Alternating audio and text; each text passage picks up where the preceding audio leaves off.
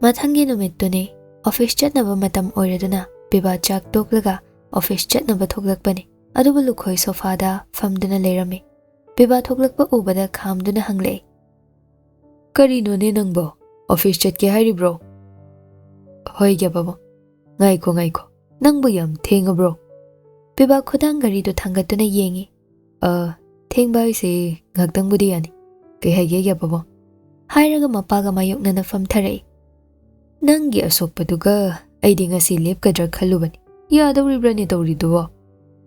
PIBA naton mapaga laibaki nakchep waikada bandage naplibadu paiduna nokfet tawrei. Yahanida kashu sokpasu nate. Anabadi ngarang hidak chabaduda adum phakre. Nangnadi phari hariba. Tawribadu ubada ipadi nungaitribanine. Pharida. Lukhoi machin umsilaga makok haifet nomlaga WakhaL khalli. Khangdre tawrise. Ipa kari haigadabadu. Noklamba maithong hanjin kiduna. Kidorgi gya babo. Matam asu kuibase. Ichana phatrabasingdugi akan balalongda thengnaramliba awaba mayamdugi khalluraga ipa WakhaL silai tapam khangte. Ipa nangi khanbada waine ipagi bungo. PIBA tapna hogalaga lukhoi ginakta nakna famlei aduga kitang noklei. Egya babo. Kaigino sum khanjilaga leirise. Haukraba luikraba warisida. Nasa soknabani. Hojik nachana pumnamak thengnaba luireduna ipagi nakta harauna leiba phangasidi. Haukre. Luikre. Adubu namana ibu warauduna chatkibra hainasu ipagi pukningda nungaitaba pendabadi adumak phauribani. PIBA mapagi makhutu lamduna khunamlomda tapna paibi. Egya babo.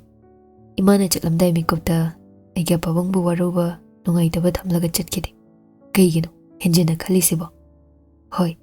Imana chaklamdai mikupta egya babangbu amuktang uba phangjaradi haidana wana solami. Adumadi phangkidre. Adubu imana egya babangda waruba nungaitabadi thamoida thamkide. Madudani. Aina pukning WakhaL se leitapam khangdabasu. Matam chuppadasu lapna thambi. Mana wana chaklamdai mikuptuda oirasu namagi thamoi pelanduna magi mitmangda momon nokna lepa phau phangkhidabasi. PIBA wadi haide adubu toklo khanjilanu haukraba loikraba singduda awaba hablakpagi loiba nairaroi haiduna PIBA lukhoigi makhutu paishanbiduna mitluda ira thang chinbalda momon noklaga adum tauranu leplo haiduna makokto hairei. Lukhoi mamaidu leimaida lukthaduna leiraga aihak khangi.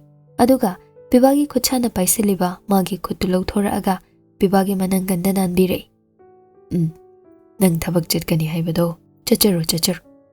Ihe aidi kaurure. Ngarang police station da chatlubadusu wa loinaramlabani. Ibaini khara hange khalambani.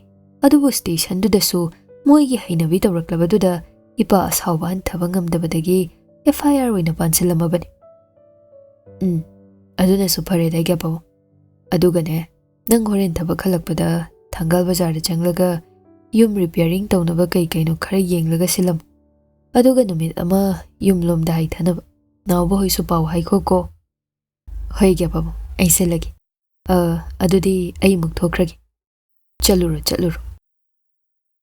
Hainaraga PIBA so sangoi matek ama leiribadudagi gari thauduna thorakle. Office tani PIBA manung changlakpada staff singduna mangonda yengnaribadu ubada maadum khangle. Maramde magi maida machi napliba bandage tuna staff singduna mangonda yenglakpani haiba. Adubu yengliba singdo mana chungde. Adugi mahud mana office manung changlakpada joligi mapa yawbada laklamdabaduda maithong kitang sui. Aduga taribana khangidak famduda haifet pairaga panthada magi Kevin lomda changle. Magi chairda famthabaga phone screen hangaga text ama type tawnaba hone. Kaino ai lakpada leiramdrise. Wahai khara si iraga sen fat tawki. Second khara yengduna lei deliver tawkhrabra haina. Adubu tawde. Minute ama mukte chatudagi handokta PIBA ngaiduna lei. Adubu text to halakmandabaduda phone screen off tawsillaga saurangnana table mathakta fat thamme. Aduga nakaldagi file ama hangduna yengi. Aduga amuk laptop to on tawduna mathauda on sinkre. Asumna ngaihak tawringai minute 5 leibaga table mathakta leiriba phone do text lakpagi notification makhol tare.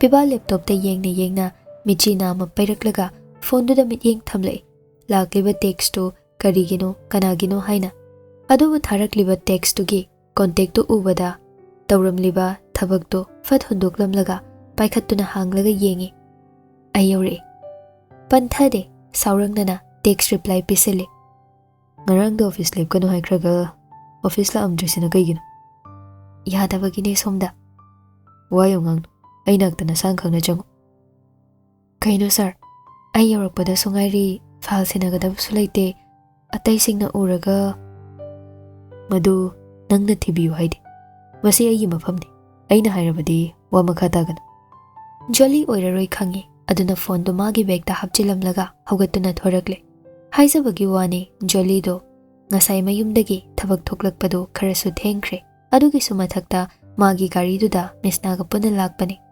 matam loibagi timing se misna na nganbana jolly wo office ta thanamlaga gari do misna na school da pukibani aduga horen mana halakpada jolly bo muklobu changlake haiduna sinabani aduna so ngasi si office lakpada kitang thengkibani jolly tanna tabli pibagi Kevin lom da lai sir tawribado office ni aduna fana nungsinaba oiraso khangna chanaba oiraso iya yaba mongdi leiriba staff mayam mangda tawningde aduna office ta leiragadi marul amada chache karigumba mi ugadra or pibagi Kevin manungda leiradi mirak narak yengaga pibada mana ngangningba sungang thokpani adugi matangdudi magi mathak thongbani kaina nachungbibaga natte adubu ngasi office thengni yorokpaga piba khara saure khangbana jolly icham chamjabi saduna mana thongjilda leplaga tawraklibado adubu piba thongjindagi kawra idutai tarasu khumlakte onthokduna su yengakte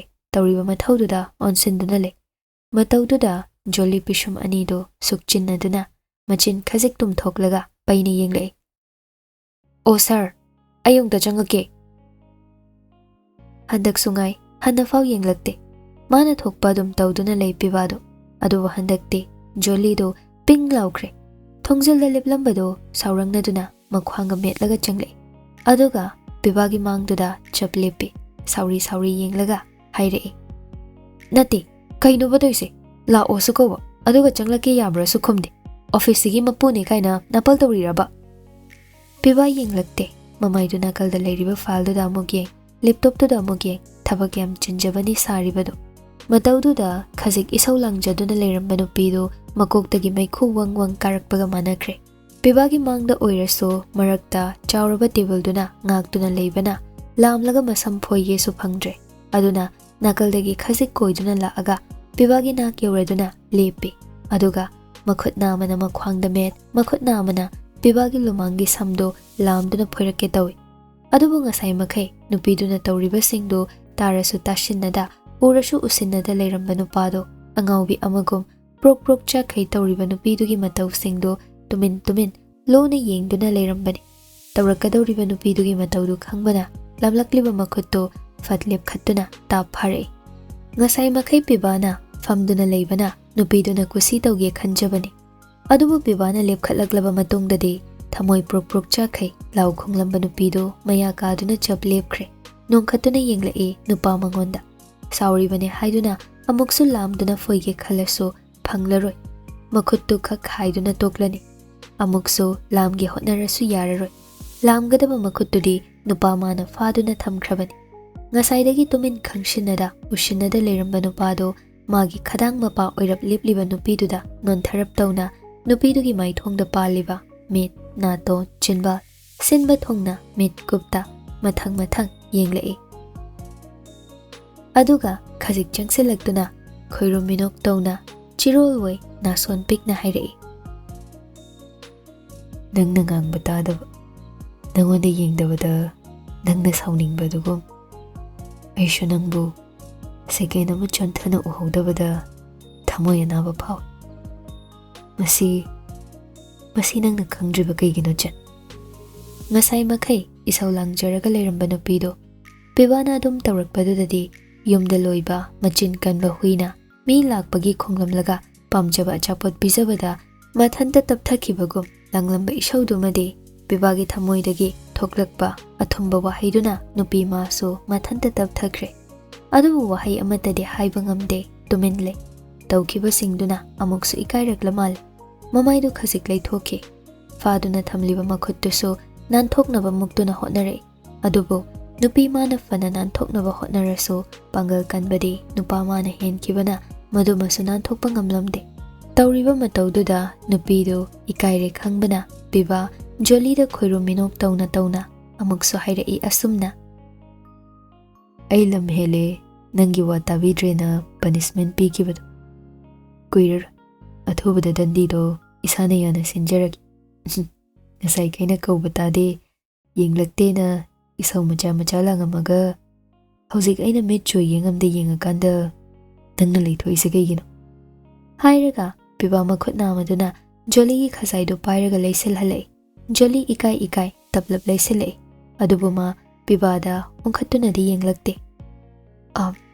khutse kidawraba sompai sanbado nai PIBA ngasaidagi joli da yengnaba hotnaringai joli gi makhutna ma paisanduna thamkhe haibadu kauthoklubani adubu joli na hairakpaduda pairiba khutto haife thangatuna sum pairaga leiningbani thadokningde adubu chaina phawe hairabani na nangi khutse thadogi hairaga tapna thadore joli ngasaidagi PIBA na tawrakliba matau singduda ma wa haise haifam khangda yengsi yengfam khangda leirambani adubu sida sum kuithana leibada pharak tarani khangbana ma ngamda PIBA da yengkhalei ai thokragi kuire sida leiraise wasi haibe hekloibaga joli maithong sukchinki aduga ikairamba PIBA da yengba ngamlamdaba mamit anido ipapa khatna PIBA gi mamai sinba thongna yenglei aduga amuksu khanghauda PIBA gi asokpado paiduna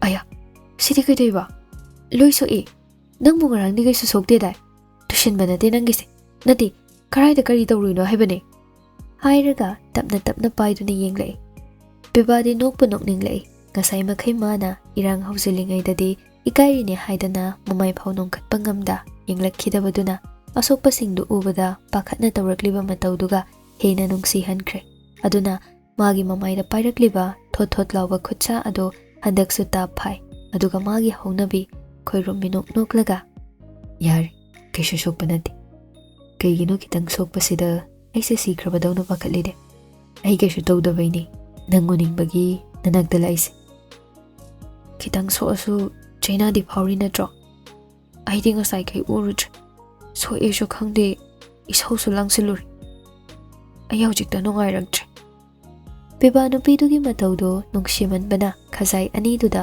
makhut aniduna nama pairaga nungsina themlei angawi sidi asigi buma pinori adumain tawbaini mamangda aina nungsi haibada kapkhibagi nangna kappa uningdena aina nungsi sukhai haikidrid se adumain tawrakano imangda ai thamoi senaiba chan se maramokpaniba ado yam nabra nadeda kitang ado kuire nangna sida leiraise se falsi mapur aduga thom handakti thabak mayam ga pirar kitang piradamni yam wahanya ponte chalo ado amuk narade hairauko hoiba hairakise hairamlaga joli PIBA gi asokpa leiriba singduda yenglamlaga thokre PIBA magi asokpa uraga mathwai nungaita joli na thokhibadu uraga maithong mamonok yengduna lehawi aduga mana tawramba mathaududa amuk onsinduna makha chathakre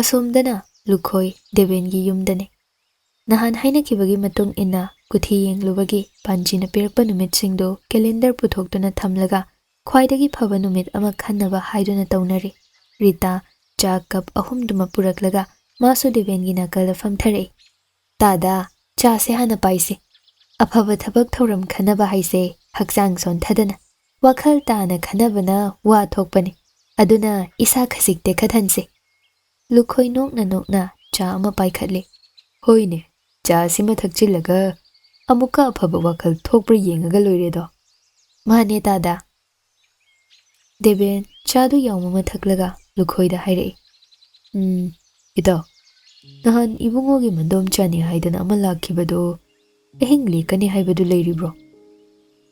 ꯂꯩꯇ꯭ꯔꯦꯗ, ꯉꯔꯥꯡ ꯏꯆꯥ ꯑꯅꯤ ꯇꯧꯔꯒ ꯆꯥꯛ ꯆꯥꯔꯒ ꯉꯜꯂꯤꯉꯩꯗ ꯊꯤꯜꯍꯟꯕꯤꯔꯨꯔꯦ꯫ ꯍꯥꯏꯁꯨ ꯍꯥꯏꯕꯅꯤ ꯏꯇꯥꯎ, ꯑꯩꯗꯤ ꯑꯣꯟꯊꯣꯛꯅ ꯅꯨꯡꯉꯥꯏꯔꯦ꯫ ꯑꯩꯅ ꯐꯥꯎ ꯑꯁꯨꯛ ꯅꯨꯡꯉꯥꯏꯕ ꯐꯥꯎꯔꯕꯁꯤꯗꯗꯤ ꯏꯇꯥꯎꯗꯤ ꯀꯔꯤ ꯑꯣꯏꯔꯝꯃꯅꯤꯗꯣ? ꯈꯪꯗꯦ, ꯑꯐꯕ ꯏꯆꯥ ꯄꯣꯛꯄꯁꯤ ꯄꯨꯛꯅꯤꯡ ꯋꯥꯈꯜ ꯂꯩꯇꯥꯅ ꯂꯩꯕ ꯐꯪꯂꯝꯒꯅꯤꯕꯣ꯫ ꯍꯦꯔꯥ, ꯏꯇꯥꯎꯁꯨ ꯑꯐꯕ ꯏꯆꯥ ꯐꯪꯂꯤꯕꯁꯤꯗꯤ꯫ ꯅꯠꯇꯦ, ꯌꯦꯡꯉꯨꯅꯦ, ꯏꯇꯥꯎꯒꯤꯗꯤ ꯏꯆꯥ ꯅꯨꯄꯥ ꯑꯃ ꯅꯨꯄꯤ ꯑꯃ ꯆꯞ ꯆꯥꯕ ꯌꯨꯝꯕꯥꯜ ꯑꯃ ꯑꯣꯏꯔꯒ ꯑꯁꯨꯛ ꯅꯨꯡꯉꯥꯏꯅ ꯍꯤꯡꯂꯤꯕꯁꯤꯗꯤ꯫ ꯍꯦꯔꯦ ꯏꯇꯥꯎ, ꯑꯩꯒꯤ ꯏꯆꯥ ꯅꯨꯄꯥ ꯑꯃ ꯂꯩꯈꯤ ꯍꯥꯏꯕꯗꯨꯕꯨ ꯅꯪꯕꯨ ꯅꯤꯡꯁꯤꯡꯂꯤꯕ꯭ꯔꯥ ꯌꯦꯡ꯫ ꯁꯦꯜ ꯇꯥꯜꯍꯜꯂꯤꯅꯦ ꯍꯥꯏꯗꯅ ꯊꯕꯛ ꯑꯃ ꯁꯤꯟꯅꯔꯨꯔꯦ, ꯃꯗꯨꯗꯗꯤ ꯊꯕꯛ ꯆꯤꯜꯂꯤ ꯌꯥꯗꯦꯅ ꯌꯨꯝꯗ ꯂꯩꯔꯛꯇ꯭ꯔꯤꯁꯤ ꯌꯦꯡ꯫ ꯅꯨꯄꯤ ꯊꯤꯅꯤꯁꯨ ꯈꯪꯗꯦ, ꯃꯥꯅ ꯊꯣꯛꯄ ꯉꯥꯎꯊꯣꯛꯂꯁꯨ ꯑꯃ ꯇꯧꯔꯁꯨ ꯇꯨꯃꯤꯟ ꯀꯔꯤꯝ ꯈꯪꯍꯜꯂꯛꯄ ꯅꯠꯇꯦ ꯌꯦꯡ꯫ ꯏꯇꯥꯎꯒꯤꯗꯤ ꯏꯆꯥ ꯅꯨꯄꯥ ꯉꯥꯛꯇ ꯆꯪ ꯆꯪ ꯂꯥꯎꯕ ꯑꯅꯤ, ꯑꯗꯨꯁꯨ ꯏꯇꯥꯎꯒꯤ ꯅꯥꯛꯇ ꯂꯣꯏꯅ ꯂꯩꯗꯨꯅ ꯑꯐ ꯐꯠꯇ ꯇꯥꯟꯅꯗꯅ ꯏꯇꯥꯎꯅ ꯅꯨꯃꯤꯠ ꯊꯥꯒꯨꯝ ꯌꯦꯡꯕ ꯐꯪꯖꯔꯤ꯫ ꯑꯩꯗꯤ ꯏꯆꯥ ꯅꯨꯄꯥꯁꯨ ꯉꯥꯏ ꯅꯨꯄꯤꯁꯨ ꯉꯥꯏ ꯃꯁꯛ ꯎꯒꯦ ꯑꯝꯇ ꯐꯪꯗꯦ꯫ ꯍꯟꯗꯛꯈꯛꯅꯤꯅꯦ ꯏꯆꯥ ꯅꯨꯄꯤꯅ ꯌꯨꯝꯗ ꯅꯤꯡꯊꯤꯅ ꯂꯩꯔꯛꯏꯁꯦ꯫ ꯍꯧꯖꯤꯛꯁꯨ ꯑꯣꯐꯤꯁ ꯆꯠꯈꯤ, ꯑꯗꯨꯒꯤꯅꯤ ꯃꯃꯥꯡꯉꯩꯁꯨ ꯏꯇꯥꯎꯅ ꯂꯥꯛꯄ ꯎꯒꯦ ꯐꯪꯗꯦ ꯍꯥꯏꯔꯤꯕꯗꯣ꯫ ꯗꯦꯕꯦꯟꯒꯤ ꯐꯥꯒꯤꯑꯣꯏ ꯀꯩꯑꯣꯏ ꯄꯦꯟꯗꯕ ꯈꯣꯜꯂꯥꯎ ꯂꯥꯎꯔꯤꯕꯗꯨ ꯇꯥꯕꯗ ꯂꯨꯈꯣꯏꯗꯨ ꯃꯀꯣꯛ ꯍꯥꯏꯗꯨꯅ ꯅꯣꯛꯂꯛꯏ꯫ ꯏꯇꯥꯎ, ꯄꯨꯟꯁꯤ ꯍꯥꯏꯁꯦ ꯃꯁꯤꯅꯤ, ꯃꯈꯜ ꯃꯊꯦꯜ, ꯍꯔꯥꯎꯕ ꯅꯨꯡꯉꯥꯏꯕ, ꯁꯥꯎꯅꯤꯡꯕ ꯂꯣꯏꯅ꯫ ꯑꯩꯒꯤꯁꯨ ꯃꯃꯥꯡꯉꯩꯒꯤ ꯄꯨꯟꯁꯤꯗ ꯑꯣꯏꯔꯛꯈꯤꯕ ꯃꯌꯥꯝ ꯑꯃ ꯂꯩꯔꯤ꯫ ꯑꯩꯒꯤ ꯃꯩꯆꯥꯛꯇꯒꯤ ꯏꯇꯥꯎꯅ ꯍꯦꯟꯄꯣꯟꯇꯦꯗ꯫ ꯍꯧꯖꯤꯛꯇꯗ ꯏꯆꯥꯅ ꯑꯩꯒꯤ ꯅꯥꯛꯇ ꯂꯦꯡꯗꯅ ꯂꯩꯔꯕ ꯀꯥꯟꯁꯤꯗ ꯄꯦꯟꯊꯣꯛꯅ ꯍꯤꯡꯂꯕꯒꯤ ꯋꯥꯅꯤ꯫ ꯅꯨꯄꯥ ꯑꯅꯤꯗꯨꯒꯤ ꯑꯋꯥꯕ ꯋꯥꯔꯤꯁꯤꯡꯗꯨꯗ ꯑꯅꯤꯗꯨ ꯂꯨꯞꯊꯈꯤꯗꯣꯔꯦ ꯈꯪꯕꯅ ꯂꯨꯞꯊꯗ꯭ꯔꯤꯉꯩ ꯔꯤꯇꯥꯅ ꯑꯁꯨꯝ ꯍꯥꯏꯔꯛꯏ꯫ ꯌꯥꯔꯦꯗ ꯃꯈꯣꯏ ꯄꯥꯕꯨꯡ, ꯗꯥꯗꯥ, ꯀꯔꯤꯅꯣ ꯑꯉꯥꯡꯁꯤꯡꯒꯤ ꯑꯐ ꯐꯠꯇ ꯇꯥꯟꯅꯅꯕ ꯍꯥꯏꯔꯒ ꯊꯥꯏꯅꯒꯤ ꯑꯋꯥꯕꯁꯤꯡ ꯄꯨꯊꯣꯛꯂꯒ ꯋꯥꯔꯤ ꯇꯧꯕꯤꯔꯤꯁꯤꯕꯣ? ꯅꯠꯇꯦ, ꯇꯥꯗꯒ ꯃꯈꯣꯏ ꯄꯥꯕꯨꯡꯒꯕꯨ ꯉꯥꯎꯔꯕ꯭ꯔꯥ ꯋꯥꯅꯤ꯫ ꯂꯨꯈꯣꯏ ꯗꯦꯕꯦꯟ ꯑꯅꯤꯗꯨ ꯃꯀꯥ ꯂꯥꯝꯅ ꯅꯣꯛꯂꯛꯏ꯫ ꯑꯗꯨꯒ ꯗꯦꯕꯦꯟꯅ, ꯍꯣꯏꯅꯦ ꯍꯣꯏꯅꯦ, ꯇꯥꯟꯅꯗꯧꯔꯤꯕꯅꯤꯅꯦ, ꯑꯩꯈꯣꯏꯁꯨ ꯅꯍꯥꯟꯋꯥꯏꯒꯤ ꯋꯥꯔꯤꯁꯤꯡ ꯅꯤꯡꯁꯤꯡꯂꯛꯄ ꯃꯇꯥꯡ ꯑꯣꯏꯕꯒꯤꯅꯤꯅꯦ꯫ ꯂꯨꯈꯣꯏꯁꯨ ꯅꯣꯛꯂꯒ ꯄꯥꯟꯖꯤꯅ ꯏꯔꯛꯂꯤꯕ ꯀꯨꯊꯤꯒꯤ ꯋꯥꯔꯣꯜꯗꯨ ꯄꯥꯏꯈꯠꯂꯒ ꯌꯦꯡꯗꯨꯅ ꯍꯥꯏꯔꯛꯏ꯫ ꯑꯗꯨꯗꯤ ꯂꯥꯛꯂꯤꯕ ꯐꯥꯏꯔꯦꯟꯒꯤ 5ꯅꯤ ꯄꯥꯟꯕꯁꯤꯗ ꯅꯤꯡꯊꯧꯀꯥꯕ ꯅꯨꯃꯤꯠꯁꯤꯗ ꯑꯣꯏꯅ ꯇꯧꯔꯁꯤꯅꯦ ꯏꯇꯥꯎ꯫ ꯑꯩꯒꯤ ꯋꯥꯈꯜꯗꯗꯤ ꯃꯁꯤꯗꯅ ꯐꯒꯗꯕ ꯃꯥꯜꯂꯤ꯫ ꯑꯗꯨꯒ 8ꯅꯤ ꯄꯥꯟꯕꯁꯤꯗꯅ ꯍꯩꯖꯤꯡ ꯈꯔꯥꯏ ꯄꯨꯕꯤꯔꯁꯤ꯫ ꯍꯣꯏ ꯍꯣꯏ, ꯃꯗꯨꯗ ꯇꯧꯔꯁꯤ ꯏꯇꯥꯎ, ꯐꯒꯗꯕꯗꯨꯗꯤ ꯈꯜꯂꯤꯉꯩꯗ ꯂꯦꯞꯁꯤꯜꯂꯁꯤ꯫ ꯍꯣꯏ ꯗꯥꯗꯥ, ꯃꯈꯣꯏ ꯄꯥꯕꯨꯡꯅ ꯍꯥꯏꯒꯨꯝꯃꯗꯅ ꯅꯨꯃꯤꯠꯇꯣ ꯈꯜꯂꯤꯉꯩ ꯂꯦꯞꯁꯤꯜꯂꯁꯤ꯫ ꯑꯗꯨꯒ ꯕꯥꯔꯇꯣꯟ ꯅꯝꯕ ꯍꯧꯅꯕ, ꯈꯪꯍꯧꯔꯣꯏ ꯃꯇꯝꯁꯦ, ꯑꯋꯥꯠ ꯑꯄꯥ ꯁꯤꯟꯕ ꯂꯥꯡꯕ ꯍꯦꯛꯇ ꯀꯨꯏꯍꯧꯗꯕꯅꯤ꯫ ꯍꯣꯏ ꯍꯣꯏ, ꯃꯁꯤꯗ ꯇꯧꯔꯁꯤ꯫ ꯑꯩ ꯕꯥꯔꯇꯣꯟ ꯅꯝꯍꯜꯂꯒꯦ, ꯃꯃꯥꯒꯁꯨ ꯍꯥꯏꯐꯦꯠ ꯇꯥꯟꯅꯔꯒꯦ, ꯑꯗꯨꯒ ꯃꯈꯣꯏ ꯑꯉꯥꯡꯁꯤꯡꯒꯤ ꯑꯆꯥ ꯑꯊꯛꯇꯨꯅ ꯃꯈꯣꯏꯅ ꯑꯄꯥꯝꯕꯗꯨꯃꯥꯏ ꯍꯥꯏꯅꯖꯔꯁꯅꯤ, ꯑꯗꯨꯒ ꯇꯧꯍꯜꯂꯒꯦ꯫ ꯍꯦꯔꯦ ꯏꯇꯥꯎ, ꯑꯗꯨꯒꯤꯕꯨ ꯌꯥꯝ ꯀꯥ ꯍꯦꯟꯅ ꯍꯖꯥꯎ ꯂꯥꯡꯒꯨꯝꯁꯤꯗ, ꯇꯧꯗꯕ ꯌꯥꯗꯕ ꯈꯔ ꯇꯧꯔꯗꯨꯉꯥꯏ꯫ ꯀꯩꯅꯣꯅꯦ ꯏꯇꯥꯎ, ꯅꯪꯅ ꯉꯥꯡꯉꯤꯗꯨꯕꯣ? ꯅꯆꯥꯅꯨꯄꯤ ꯑꯃꯈꯛꯇꯅꯤ, 2 ꯁꯨꯗꯅ ꯃꯊꯪꯗ ꯆꯥꯎꯅ ꯍꯣꯡꯅꯤꯁꯨ ꯅꯠꯇꯦ, ꯑꯗꯨꯒ ꯑꯩꯒꯤꯁꯨ ꯇꯥꯡꯅ ꯐꯪꯕ ꯏꯆꯥꯅꯤ꯫ ꯇꯔꯥꯏ ꯇꯖꯣꯞ ꯍꯦꯛꯇ ꯍꯣꯡꯕ ꯌꯥꯕ꯭ꯔꯥꯗꯣ? ꯔꯤꯇꯥ ꯗꯦꯕꯦꯟꯗ ꯍꯥꯏꯐꯦꯠ ꯌꯦꯡꯂꯝꯂꯒ ꯂꯨꯈꯣꯏꯒꯤ ꯃꯇꯦꯡ ꯄꯥꯡꯁꯤꯜꯂꯛꯏ꯫ ꯑꯗꯨꯅꯦ ꯗꯥꯗꯥ, ꯑꯩꯅ ꯍꯥꯏꯅꯤꯡꯕꯁꯨ, ꯏꯆꯥꯁꯤꯡꯒꯤ ꯑꯄꯥꯝ ꯄꯥꯝꯗ ꯍꯪꯕꯤꯔꯒ ꯃꯈꯣꯏꯒꯤ ꯑꯄꯥꯝꯕꯅ ꯀꯔꯤꯅꯣꯗꯨꯁꯨ ꯍꯪꯂꯒ ꯐꯖꯅ ꯍꯣꯡꯕꯤꯁꯤ ꯗꯥꯗꯥ꯫ ꯃꯁꯤꯗꯤ ꯇꯧꯔꯤꯁꯤ ꯌꯦꯡꯉꯨꯅꯦ, ꯀꯌꯥꯗꯅꯣꯅꯦ꯫ ꯃꯥꯅꯦ ꯃꯥꯅꯦ, ꯏꯆꯜꯅ ꯍꯥꯏꯕ ꯆꯨꯝꯃꯤ꯫ ꯑꯗꯨꯗꯤ ꯋꯥꯁꯨ ꯂꯩꯈꯥꯏ ꯑꯃ ꯇꯥꯟꯅꯔꯕꯅꯤꯅ ꯑꯩ ꯑꯃꯨꯛ ꯍꯥꯏꯗꯣꯛꯈ꯭ꯔꯒꯦ꯫ ꯐꯅꯤ ꯐꯅꯤ, ꯑꯁꯣꯏꯐꯥꯎ ꯊꯤꯟꯗꯣꯛꯆꯒꯦ꯫ ꯍꯥꯏꯅꯔꯒ ꯃꯄꯥ ꯑꯅꯤꯗꯨꯁꯨ ꯍꯔꯥꯎꯅ ꯀꯥꯏꯅꯈ꯭ꯔꯦ꯫